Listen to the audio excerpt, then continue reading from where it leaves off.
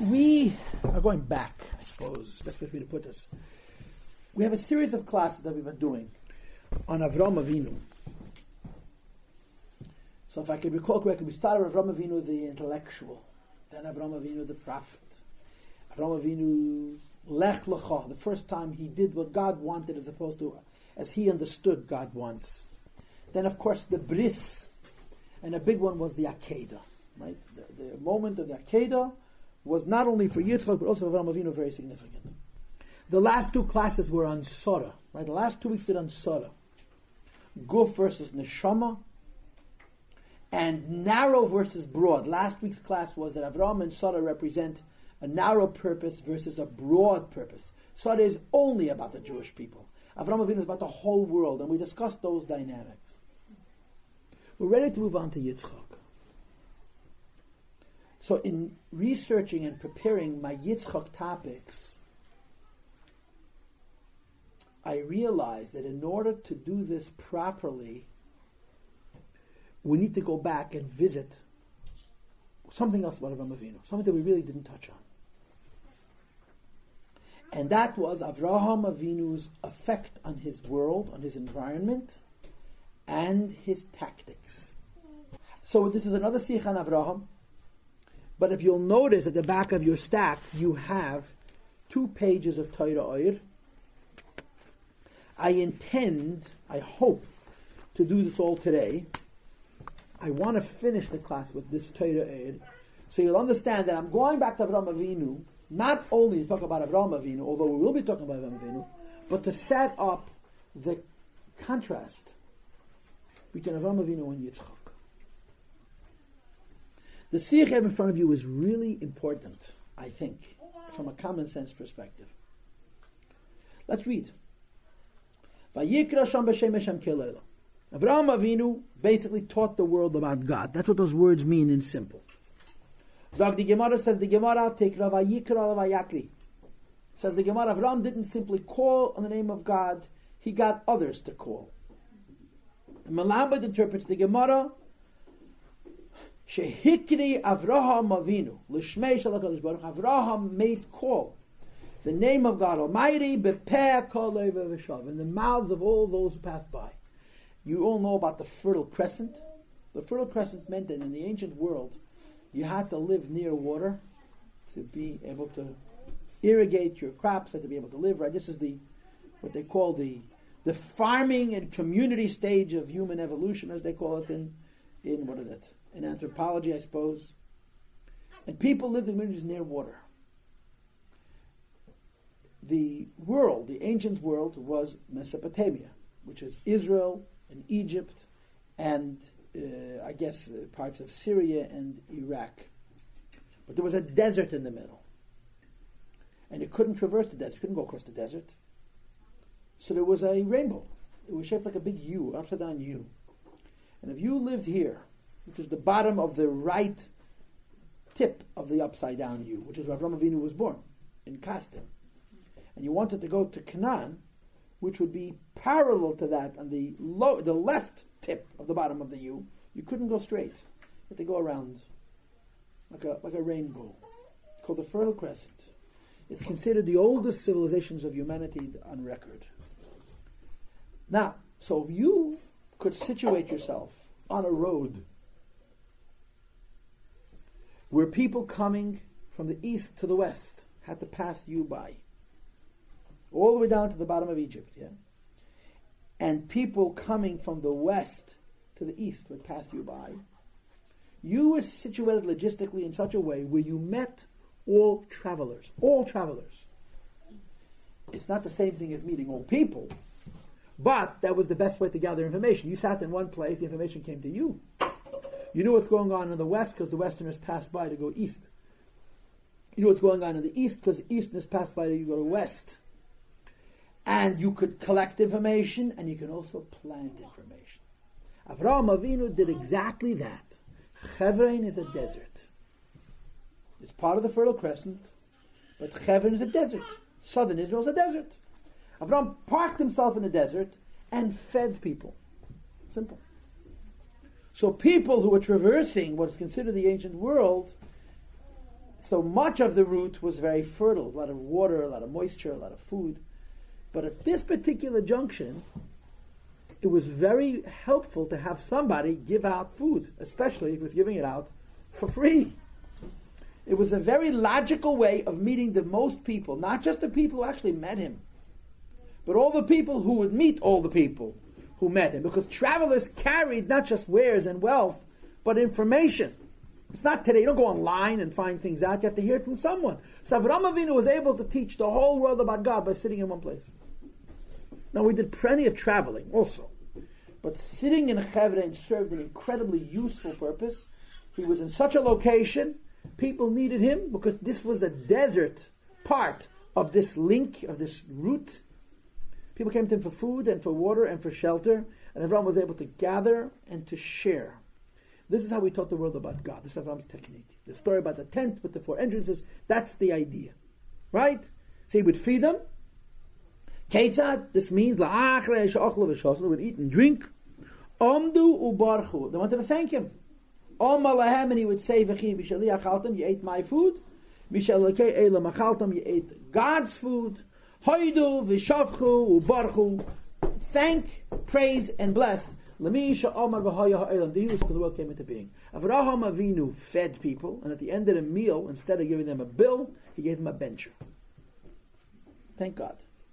Now, what happened if they were conscientious objectors? Excuse me, I don't believe in the God you worship. I won't bench. No problem. So then you got a bill.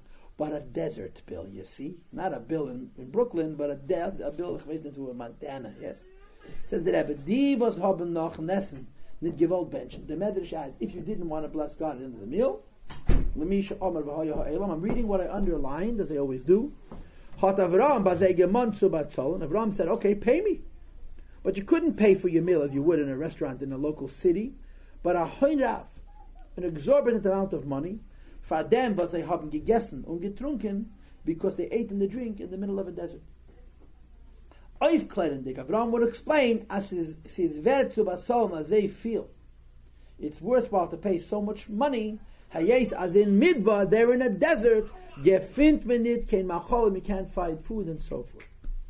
So what happened? All of a sudden, people got very religious. When they heard the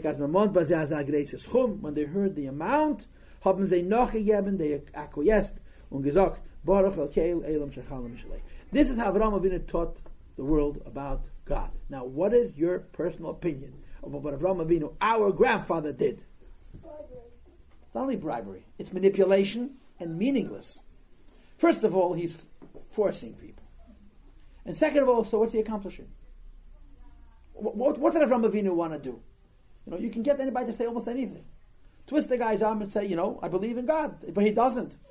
Avrohom Avinu's interest was to teach the world about God, not to get them to say words. What could possibly be achieved by getting people to say words that they don't even mean? And they told you they don't mean it. But it's cheaper. It's more economical. It's awareness. Good answer. Good answer. It's also mitzvah. Like, that's what you do. Mitzvah, you force people? No, you don't force people, but you... But that's what Avram did. He's forcing people. Without any sense of life. He's telling them, bless God. So I said, okay, I'll bless God. That you could call mitzvahim. But they said, no, I don't want to bless God. I said, okay, so pay me. Okay, I'll bless God. Now, what kind of game is that? In other words, the people who blessed God when he told them the first time there is a God that you could say is mitzvahim. I have no issue with that. But the people who didn't want to do it, and they didn't want to do it because they didn't believe him, who did it simply as lip service, because they wanted to save money, because they couldn't afford it. What kind of mitzvahim is that? So she is correct. I agree with her assertion. But the fact of the matter is, God was on their lips. They took it with them. They can go home and laugh about it, but they'll be talking about it. But the Rebbe nevertheless asks, and I'm reading only the underline as I always do, second column, wie is Sichos zu sagen, how can we say, as hat der mit, mefasem given, shmeish l'kadosh baruch hu b'elam, that he disseminated, he taught the world about God, wie bald, as bazeh had gefelt, if they lack the hakara, if they didn't recognize, they didn't really believe in Baruch Elam, the Creator, exactly what purpose could there be in telling people to bless God if they're doing it to save money? It's meaningless. Now, the Rebbe brings a very, very uncomfortable commentary. Third column from the right. Okay, the Yefei Tayed. This makes me so nervous, but the Rebbe quotes him, so we're going to read him. They may have been lying. In other words, they didn't mean it. And they were forced to say those words. Listen to his pshat. Nevertheless, Avrohom did this. Avrohom has an obligation to God. I owe God so many brachas a day. It's like a cop with tickets. He has a quota. It doesn't mean his quota. He gives out 6 tickets to whoever happens to pass by. You go to court, you're fighting, won't pay him. He met his quota. Avrohom has to get so many brachas out of goyim a day. He can't get it voluntarily. He forces them. What's Avrohom saying? I paid my bills. I met my quota. So he was doing it for himself. He knew that it's useless for those people. It's not helpful. It's not even miftzoyim. But he has an obligation to get people to bless God. He fulfilled his obligation. In other words, the imheimarimuhu, if they lied and didn't mean it, it's their problem. He got them to bless God. And of course, we all know what the problem with this is. Come on. That's it? That's the whole answer? Avraham Avinu was thinking about his own obligation. I have an obligation to get people to say God's name. I got them to say God's name. If they didn't mean it, that's their business. There's got to be more to it. Which commentary? Yes. It says his name on top, Yefei Teir. It's a commentary medrash. You follow? So we have a question, an answer, and a question. There was an awareness of a higher power. Like even people who practice Avodah Zorah, they had their beliefs and their idols and their statues or whatever, and it's saying like it's not to do with your statues. That's not what's providing the food. Or anything that you can create, it's God, it's something else. Fine, your answer I like. I agree with you what you're saying, but the Rebbe is going to take it to a deeper level. But what you're saying is, it's like they say, there's no such thing as bad press. They say the worst thing about you, you're in the paper, it's good. So Avraham Avinu was giving the Eibishter, in effect, bad press. It's a very good answer, I think. But the Rebbe is going to say something interesting. This gets very, very complicated. I'll tell you why. We're dealing here with Goyim. Correct? And in this Sikha, the Rebbe explores the difference between a Jew and a Gentile. What is the difference between a Yid and a Goy? There's many differences. Right? One of the basic differences that we learn about it in Hasidus, and the Rebbe, of course, loves to show that this is not just Hasidus, it's actually the Rambam, says that a Goy chooses to have a relationship with God. A Jew's relationship with God begins from inside, from his neshama. You all know the halacha, that if a Jew has an obligation to do something abidin, he has to bring a certain korban, for example. A Jew has to bring a korban. One of the rules about korbanos is, it has to be l'rtzoynei. If I force you to bring a korban, it's not a korban. What if you have an obligation to bring the korban? You're required, according to Jewish law, to bring a korban, you don't want to bring it. So it's a very strange halacha, a truly strange halacha that says, koifenoisa, you force him, till he says, I want, and then we bring the korban. Shimon has to bring a korban. He doesn't want. You beat him with a stick. He says, okay, I want. And he brings the korban. Now 2 seconds later he says, I fooled you. I didn't want. We say, no. When he says, I want, he meant it. That's a joke, right? What's the Rambam's explanation? This is the Rambam, not Hasidus. That every Jew wants to do the will of God. But the Yetzer Hara is stopping him. So at the second that he said, I want, we say, the Neshama said that. In other words, for that instant, the Yetzer Hara was quieted. 2 seconds later, Yetzer Hara re-emerges and says, I didn't mean it. And we trust that he meant it because of his neshama. So when you force a Jew to bring a korban, or the example what you know is to give a divorce, in the case we have a mitzvah to do so, and he says, I want, and later he denies it, we say that I want came from the neshama. The denial comes from the Yetzer Hara. You are your soul. As they state in the Rambam. You're all familiar with this, right? This is in the language of Hasidus. Pintele, a Jew has a pintele. When it emerges, a Jew will do crazy things. When it's not emergent, we can be regular people with all kinds of distractions. The neshama emerges for a second. We show our true Jewish colors. It's enough. It works. You with me? But what about a goy? Right? There's no such thing as a pintele goy.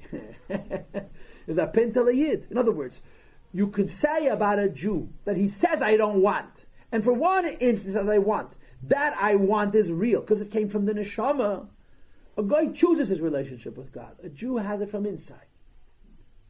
So to force a Jew in a case where Torah requires him, it doesn't work. I can't force you to give me $1 million that you're neshama wants to give $1 million. It only works in such a case where Torah said you have to do it.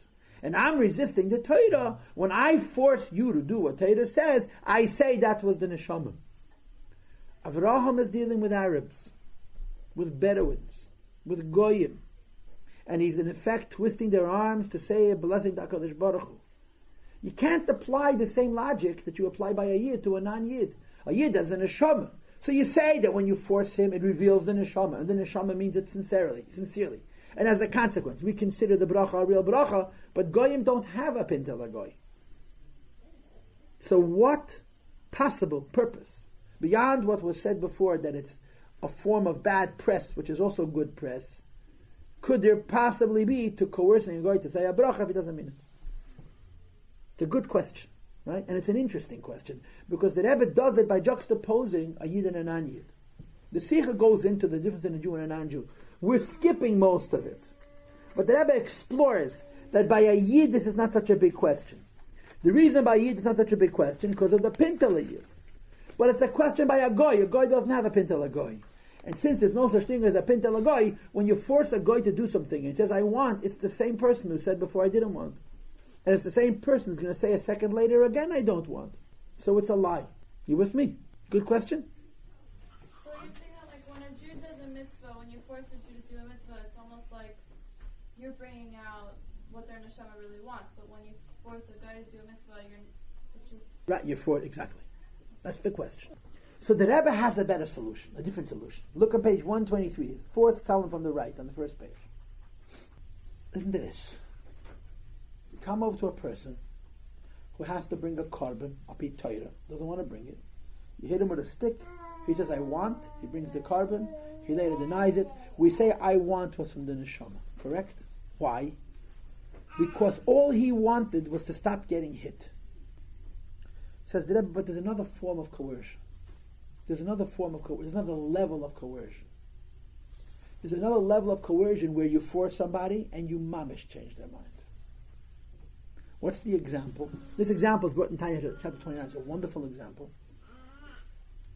The story with the spies. Yeah? Let me give you an example, right? All of you were once children, right? But I don't want to go there. It's a dangerous place. You will once be mothers and you will have children. Between parents and children is a game of cat and mouse, or whatever. Just interesting. Some kind of a Tom and some kind of a Jerry, yeah? It's complicated. And kids are going to test you and trick you and deceive you all the time. Kids test parents for no purpose other than to see how parents are going to react. Mamish. Okay, been on both sides of the fence and it's a fact. Which means whatever your parent wants you to do, you got to do different. And parents are constantly fighting with kids. Okay? Fighting is a bad word, so we won't say fighting. What word do you want to use instead? I don't care what. But you get wrinkles from parenthood, okay? It's very, very emotionally exhausting how how children constantly are taking an emotional toll from their parents because of the testing that they give their parents. And it's a game. It's a very serious game. It's a game of the parent being one step smarter than his child. The child is intelligent. The child is sharp. The child is also not afraid. But the child is little. And you as a parent have to be one step ahead of the child, right? And of course, the best thing you could do for your child is break down and cry. That's a victory. My mommy cried. I'm stronger than her, right? So then what is the tact of the parent in dealing with the child? Making sure the child knows you're boss. In simple words, you have to insist. It's my way or the highway. And the child knows you mean it, they back off. In other words, when you call your child's bluff, the child admits he's bluffing. Or to say it in psychological terms, yeah, no child ever wants to go to sleep. You think children don't know that sleep is good for them? They know very well sleep is good for them. Which means to say, God forbid, if you don't put your child to bed and let the child stay up all night, Child has, quote, fun, end quote. But no child is happy about not being parented. You know, a person I know told me that when she was growing up, her parents never looked after her. And all of her friends were jealous of her. She had no curfew. She came when she went, she went when she went. And she says, my friends never understood. I was jealous of them. I wish I had a curfew. I wish my mother would have mothered me. When you don't have something, you know, children are constantly trying to break rules, but God forbid you should let them. It'll frighten the daylights out of them because you're supposed to enforce the rules. They're supposed to try to break them. You're not supposed to let them do it. When you let them do it, the child says, oh no, my mother's a weakling. My mother's a weakling is like sitting on a foundation and discovering that it's quicksand. It's not fun. In other words, a child doesn't want to win. He's trying to win, but God forbid the child wins. The child is more disturbed than the parent by that. So the parent calls the child's bluff. Right? There's a bunch of games that goes on in the game, right? And one of those games are, you want to make trouble? Go ahead. You want to make trouble? Go ahead. All of a sudden the child panics. You want to do whatever you want? Go ahead. You're planning a trip, but the trip requires discipline. Discipline. You have to do this now, do this now. You want to waste time? Go ahead. No trip. That's all. So what you're doing to the child is saying to the child, you want to rebel? Go ahead. When you let the child rebel, the child comes back into the fold and says, no, I really don't want to rebel. I just want to try to rebel, but I don't want to actually succeed. You get it? That's also a form of coercion. It's also a form of manipulation. But it's much more psychological. Right? You're not forcing your child to go on a trip. You're forcing your child to realize that the child wants to go on a trip. It's very, very different. It's also manipulative, it's also coercive, but it's not as simple as say words or give me $1 million. It's much more convoluted, it's much more involved, it's much more psychological. And Hasidus brings a wonderful example from the Chumash. You know the story of the spies? Yeah. The spies said Israel's a terrible place. We go to Israel, we're going to be destroyed. We're going to lose our soul. We're going to lose our body. Us, our children. It's the Rahmanas on the children. This is the big deal. The children. Whenever you want to win a political election, children. So what was God's reaction? As they say in Yiddish, willst nicht, darfst du nicht. Oh, you don't want to go to Israel? You're afraid? No problem. You'll stay in the desert. I'll send your children. I'll wait for them to grow up, and I'll take them in. That says in the Bible. Look it up. Yeah. What was the Jews' reaction? No. We're changing our mind. Please, we go. One more chance. And Moshe says, no more chances. And they went and they got crushed. As they state the Chumash. It's an incredibly clear illustration of this psychological game. But in this case, it's not only on a psychological level, it's on a faith level. The Jewish people say we don't think God is big enough and tough enough for the real world. And the real world can't be religious. You can be religious in a desert. In a modern world, there's no way to be religious. And they panic. They say, if we're going to retain our Jewish identity, we need to stay in the desert. And God says, if you feel that you need to retain, the only way for you to retain your religious identity is by staying in the desert, stay in the desert. I'll take your children. And the Jewish people do a 180. We want to go into the Holy Land. It's too late. It's done. Why? Because they realized from what the Eibishter said, in quotes, that they don't really mean it. When they said that Canaan is stronger than God, you can't be religious in the modern world, they really believed it. They really thought if you're going to stay religious, you have to live in the desert. And all God did was call their bluff. You want to stay in the desert? Go ahead. Stay in the desert. And all of a sudden they said, no, I think you can go to the Holy Land and be Jewish. So it's also a form of coercion, but it's much more complicated. So the Rebbe suggests this is what Avrohom did. Right? I'm on page 123. I'm reading the second paragraph. I'm skipping a few lines. Initially they said that Canaan is stronger than God himself. You can't be religious in the Holy Land. They cried. And they said, please let us go back to Egypt. So what happens then? Nothing happens. Moshe says, he screams at them, he gets upset. He says, you want to stay in the desert? Go ahead and stay in the desert. Moshe shakes them up. He screams at them. And he says to them, you ingrates, God has been doing so many miracles for you, and you don't want to go to the Holy Land? Fine. Stay in the desert. See if I care. Yeah? All of a sudden they changed their mind. The people became very depressed. They said instead, we want to go to the Holy Land. What happened? He called their bluff. He said, right, it was too late at that point. But when you call somebody's bluff, sometimes you make the person realize that he really wanted it the whole time. Suggests the Rebbe, and you have to skip 2 pages, to page 126 or 27, that this is the story of Avrohom. Avrohom is sitting with Goyim. And he's not just bringing them a bencher and say, here, read these words. He's giving lectures. He's having debates. Avrohom was the first great debater. He would argue with anybody about God. And he gave classes. You passed by his free hotel in the desert. You didn't just get a meal. You got information. And people discussed that information and debated that information. And they decided that Avroham's wrong. Until they got the bill. They got the bill. All of a sudden Avrohom became right. Suggests that, but this doesn't mean that they said, forget our minds. It's cheaper to lie. It's the pshat that the bill, as they say, helped them understand. Just like the child. When you call the child's bluff, the child says, no, I really want this. When Avrohom made people pay for his meals, and remember, he wasn't only feeding them, he was lecturing them. When it came time to pay for the meal, they said, you know what, let's think about what this man said again. I said, you know what? I told you before, I can't believe this. I could. And that's the emes. It's not emes, the neshama. It's the mind. The coercion wasn't the neshama emerging. It was forcing them to think about it again and saying, you know what? Your perspective has merit. Page 127. Der Eufen from Bitush v'nezife. When Avraham Avinu screamed at them and crushed them, Vazayin mechoven is, his intentions was, Nitzu me'eder u'magal zay be'enim de'eder neshama. Not to reveal in somebody the light of his neshama. Varum an itzlik and matziv is a kein keilid de gedusha. This person who's denying God is not ready for the light of the neshama. Not zu vernehmen sich, but rather to preoccupy yourself. Mit brechens and chumris vegases, break one's grubkeit, crudeness.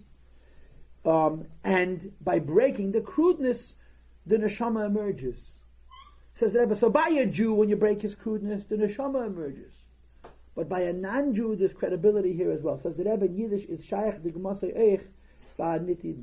Even by a goy, who has no neshama, no pinta leyid, so to speak, there is a place for this. What's the logic? And the Rebbe develops the idea. The chiluk is now, listen to as follows. Ayid, I'm on page 127, second paragraph.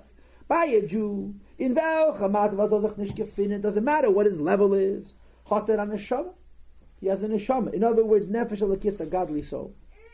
Was der Vater, therefore says in Tanya chapter 24, is gam b'shas achet, even while he's sinning, is a reitzel yismi yisrael, who wishes to be Jewish. V'reitzul atat kol ha-mitzvahs, he wants to do everything God tells him b'chol. None of a and his Yetzer Hara got the better of him. The riba, therefore, is the shvira when you're breaking a Jew who says, I don't want, what you're breaking is not in zayin chitzein, it's only his peripheries, outside. But on the inside is der tev, he is good, eich, farder shvira, also before you broke him. A yid is good, his neshama is good. When you break him, you remove the outside, the klipa, the peel, and the neshama emerge. Ubemela, therefore, is the shvira sachumrius, the point of breaking this person, tachlisa, its purpose is as geirem zayin, to cause, as on as galaver and the pnimius, you should reveal the inner dimension, velche shein dabaim, which a Jew already possesses. So you're breaking the Jew, you're trying to let the neshama out. Mash enkein by a nitidin, but by a goy there isn't such a neshama. Correct? Was hot nitin nefesh kiss. A goy doesn't have a godly soul. Kendi shvira, when you break a goy, you're not bringing out a godliness. The only thing is when you break a goy, you get the goy to think again. Right? Kendi shvira ba'im ufton nor, when you're breaking a goy, when you're making a goy think again, because you're charging him so much money, it's ayachoiles, it's a possibility to try harder on his conscious level to the Greichen, die Dargen Ruchnius, to achieve that spiritual station, which a guy is capable of. So you're not breaking the outside to let the neshama out, you're breaking the outside to make the guy become more of a person. So it's also manipulative, it's also forcing, coercive, but it's a different idea. Right? And this is the significance of Avram Avinu's life. Avram Avinu got people to think. The ultimate act of thinking was twisting their arms. Not twisting their arms till their arm came off, twisting their arms till they thought. And when they thought and they understood, there is credibility to that. That's the Rebbe's conclusion. This explains. Avram Avinu forced the people. Was haben bei ihm gegessen, wait in his home. As they sagen, they should recite, Baruch El Elam Shachalim Mishaloi, thank God. Says the Rebbe, why? Even a non-Jew, parenthesis of a flat noch and mabel, especially after the flood. Top of the second column, 127. Had the Yechelet has the possibility to anerkennen, to recognize, as this is Verada Balabayas, this world has a home. Und the Rebbe, this is the meaning of the idea, that Avram hat sich Eise given, Avram was busy, was teaching the world about God. To all the Arabs of his time, that there is a God. You know how he did it? Durch Geben sie zu verstehen. He explained it to them. In Yoni Alakus, the ideas of God, there is Mataribi has better with many kinds of explanations. Avraham Avinu spent his time discussing things with these visitors, arguing with these visitors, convincing these visitors. That was a part of it. B'shat Rab Giden, and in conjunction with this, if he saw by a tale von say by some of them, as es nehmen sich nit zu od the Allah has been him. Avram's debate, Avram's theology is not working, they're remaining stubborn. But das is their father, the reason for this is. Was bazeh is da starke chumris, the grobkeit is very, very severe. Next paragraph, please. Is kedei zu brechen, a die tasteless chumris v'gasus, to break the additional crudeness, hat herangebracht in a matzah from lachatz iksa. He brought them into a difficult condition. Und damit gepelt, and cause, give the parenthesis, sie sollen makke sein und sagen, Baruch Eilelam Shechal Mishlesh, also recognize God. So Avrohom wasn't simply a basher. Avrohom wasn't the simple person who said, okay, you say benching or pay. Avrohom explained what benching is, explained what God is, and they understood. Many people were drawn to it. Some people were averse to it. So Avrohom made life difficult for them. But his intention in making life difficult for them was by making life difficult for them, he got them to think about it and to agree with Avraham Avinu sincerely. So on the one hand, we're saying that the Goyim's coercion is similar to a Yid's coercion, but at the same time it's very different. By a Yid it's because of the Neshama, by the Goy it's because of the rethinking of what Avraham Avinu's message was. Who cares that he would spend his time coercing Goyim? Like, it's Avraham Avinu, doesn't he have more important things to do? No, absolutely not. This is the single most important thing. Because Goyim are God's creations, they're human beings. And Avraham Avinu's job was to teach every human being about the Eibishter. Avraham was teaching Goyim. That's all he had, no Yidden. Avraham taught Goyim about the Eibishter. And we have to, the Rebbe says on the next page, I have no time for it, we have to learn from Avraham Avinu to teach Goyim. It's part of the Eibishter's purpose and creation is to teach Goyim about HaKadosh Baruch Hu. I have a great story. But I don't have time to tell it dramatically because we're out of time, so I'll tell it to you very briefly. The Meir Mishlan was a little boy. The same Meir Mishlan I mentioned in the other class about being connected above and not falling. And his father was a big tzaddik. Now, it's very good to be a tzaddik, but make sure your father's a regular guy. Because your father's a tzaddik, you're hungry a lot. And it was the first night of Sukkot. Everybody went home to eat. And his father was still praying. Kid's starving. His father finally finishes to pray. Everybody else is holding by the chicken or the soup or the dessert. And he has to make Kiddush. Anyway, they go to make Kiddush, and suddenly he stops and says, Meirel, it's the first night of Sukkot. Tonight's the Shpizn of Avraham Avinu. How can you go into the Sukkah when Avraham Avinu was the guest, and we have no guests of our own? Got to find a guest. His father says, Papa, you want guests? Daven quicker. They're all gone. He says, you got to find me a guest. Anyway, he goes back to shul. The kid goes looking for a guest. He's begging people, please, and no one knows what he wants. They all say, we're going to finish eating. They always came to the Rebbe for dessert, for after the meal. They will come soon. He says, no, I got to eat. I'm starving. Anyway, he comes home starving. His stomach is being a home musical, whatever it is, a concerto. And on the way, he meets the janitor, Stefan, a Polish guy. He says, you like fresh challah and stuffed duck? He says, anytime. He says, come with me and keep your mouth closed. He puts him in the corner of the sukkah. He goes back to shul. Papa, I found a guest. Okay, he's all excited. He comes into the sukkah, and for those who know non-Lubavitch customs, Ushpizin is before Kiddush.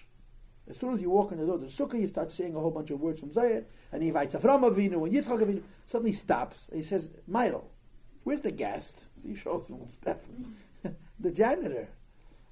So he says, you're making a mockery out of me. I said, a guest.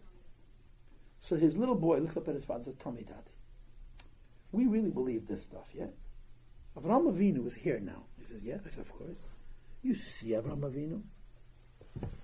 So this father's getting impatient. Says, what difference does it make? I said, because if you see him, ask him if the guest he fed were any nicer than this guy. We're here. Who would Avrohom Avinu teach about God? The lowest element, the pagans. It says in the Rishonim that Avram was living in Canaan because that's where the lowest people lived. The rest of the modern world threw him out. He was a heretic. He didn't believe in 52 gods. Canaan was such a low place. Even a Meshuggah, they believed in only one they had room for. That's why he lived in Canaan. Who do you think he was, Makadev? Now wait. Everything I just taught you is preliminary because I want to get to a point. And the point is you have to understand one very important thing. Avrohom Avinu lived the life he lived and did the things he did because he was the first. The first has to do, as you said so correctly, bring the idea to people's discussion. The question of God has to be on the table. This can be accomplished, however. But Avram has a son, Yitzchok, who was the second. Because he's the second, his tactics are very, very different. So I would like you to turn to the Likutei there. That's how the page looks. Okay? And I'm reading only the underline. And everything I just told you is setting up this conclusion, which, so to speak, transfers us from the world of Avrohom Avinu to the world of Yitzchok. It says, Rabbi Vehine midas Avrohom hu hachnosas orchem v'chul. Avroham's business was inviting guests, etc. You know what etc. means? He gave him free food and then gave him a bencher or a bill. Your pick. So the Rebbe gave us the philosophy, the justice of it. The bottom line is Avrohom was going to teach the world about God by bencher or by bill. Not by hook or by crook, by bencher or by bill. Those were his tactics. Yitzchok dug wells. Right? The detail of Yitzchok's life, what we find about Yitzchok is that he was incredibly rich, perhaps richer than Avrohom Avinu, and that his wealth came not so much from livestock as from agriculture. If you look at the Chumash, he had fields and it was a difficult terrain, it was a difficult year, and Yitzchok produced incredible volumes of food. He was a very successful farmer. By Avrohom we find the emphasis on shepherding, and by Yankov the same thing. Yitzchok seems to be a farmer. One of the things that Yitzchok does is digging wells. He digs wells for his fields, but he also digs wells for his livestock. Right? Turn the page. Says the Rebbe. Maasei Avrohom Avinu's actions were hachnosas orchim, to invite guests, shenosan la'arabim lechal, give Arabs to eat. He would then tell them, you should know lamim avarchim, who you're saying this bracha. You know why? Because he was the first. What does the first do? B'chtelias gilia lakus lamata, simply to bring God into this world, no matter how. In other words, shagam harviyim, that even Arabs yakidu v'yalotha should recognize his greatness and acknowledge God. Avram didn't care what methods he used. He cared about the bottom line. The bottom line is that people should find out about HaKadosh Baruch Hu. In other words, Kol zo b'chinas Avram, that's Avram's role, hamshacha m'mayla lamata. God, Avram Avinu brought God from heaven to earth. When you bring God from heaven to earth, the important thing is that heaven comes down on earth. Doesn't matter how. When Yitzchok becomes the Nasi, the Rebbe, but Avram passes away. Yitzchok is dealing with a generation of Goyim who heard about God. So Yitzchok begins where Avram finishes. What's Yitzchok's tactic? It's not enough to believe in God because it costs money. You have to believe in God with an emes, even with sacrifice. Correct? Correct? Yitzchok tries to encourage people. Yitzchok looks at what Avram Avinu does and says, the idea that I'm going to encourage you to serve God by charging you money is not adequate. It has to be emes. In other words, Yitzchok says to the people, if you're going to bless God because my father made you, that's immaterial, it's chitzeniistic. You have to God because you have to bless God because that is your truth. So what is the significance of digging a well? You don't bring the water from heaven to earth. You dig a hole and wait for the water to come out from inside. Yitzchok doesn't give people God. He helps people find God within themselves. The superimposed God was Avroham's role. Digging well means I'm digging deep to bring out the water that's underneath the ground. Look how the Rebbe explains it. The Yitzchok hayachefa be'edis. Yitzchok dug wells. And the symbol of Yitzchok's entire life is these digging of wells. Why? Because haya shehu bechinas gilu, it's revealing God mimata l'mayla, from underneath, from the lower to the higher state, me'helam l'gili, from hidden to revealed state, k'mashal habeit, like a pit, asher amayim, that the waters sham are there behelam, hidden. V'de'achafida, you dig deeper until what? Until the water emerges from under the earth. Niglo amayim v'chol, the waters emerge. Now Avrohom also dug wells, you know that? But Avroham's wells were stuffed. Yitzchok dug wells. Yitzchok's wells were not stuffed. You know why? Because Avrohom dug wells by digging a pit in the ground and waiting for the rain to fill it. Avrohom dug a well by making a hole and bringing the water from someplace else. A well that's artificial, you bring the water from someplace else, you just throw rocks into it and it's gone. Yitzchok dug and dug and dug and dug and dug until the water came up from underneath. Avroham's wells were stuffable because Avroham's wells were in the spirit of Avram Avinu. He brought the water from someplace else and put it in a hole. Yitzchok didn't dig a well and then bring water from someplace else. He dug so deep the water came out from inside. This is what the Rebbe says now. Avram also dug wells, but he was digging only reservoirs. Says the Rebbe, the plishtim stuffed them. Because Avroham's wells were not finding the good inside the people, but superimposing goodness from outside that can be broken. Says the Rebbe, Yitzchok Avinu Chafar, he dug wells, the very same wells. V'kadol and Shemes kashemes ashekadol and avavadish. And he used the same names his father used for the same wells.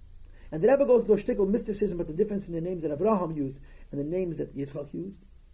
But in short, the difference is Avram Avinu dug wells, and from the moment the wells were dug, the wells were deficient because he was bringing the water from someplace else. Yitzchok's digging wells is finding the water underneath the earth, and that's the difference in Avram and Yitzchok. In other words, girls, this tactic of getting people to bless God by forcing them until they'll think about it and change their mind and say there is a God is an Avrohom tactic. It's the first step. Anytime you start a new initiative, the first thing is you got to make noise. But that's not enough. After you make noise, you have to add depth. Yitzchok, the Gevura, represents that depth. You understand? So what's going to happen over the next couple of weeks, I don't know how many, is Yitzchok. We're going to have a number of Sichos talk about Yitzchok and the wells. One of the interesting ideas we're going to have about Yitzchok is Avrohom and Yishmael have a relationship. Yitzchok and Esav have a relationship. Which relationship is closer?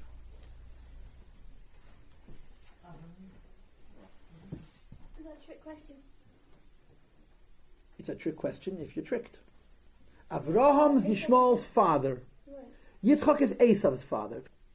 Who's closer, Avrohom to Yishmael or Yitzchok to Esav? The Rebbe's answer is going to be, it looks like Avrohom is closer to Yishmael. Yitzchok is in fact closer to Esav. It's the same difference. Avrohom gives Yishmael. So Yishmael has, but it's not Yishmael. Yitzchok doesn't give Esav. He draws it out of Esav. Esav looks terrible, but what Yitzchok gave him is there. According to Jewish law, Esav has a din of a Yid, who's a troublemaker. Yishmael is a goy. Yishmael looks more Jewish than Esav. Esav is in fact more Jewish than Yishmael. And it's consistent with the difference between Avrohom and Yitzchok. But that's a couple of weeks away. So the next couple of classes, I wanted to establish the foundation of the wells, and we go from here. In other words,